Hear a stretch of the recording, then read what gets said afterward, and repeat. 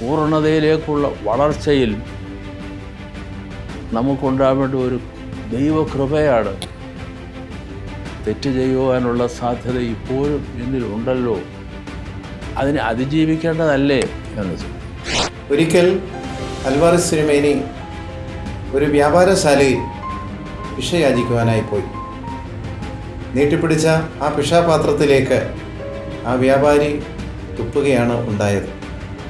ഒട്ടും അക്ഷോഭ്യനാകാതെ അൽവാരിസ് തിരുമേനി മറുപടി കൊടുത്തു, all right, I shall keep this for me.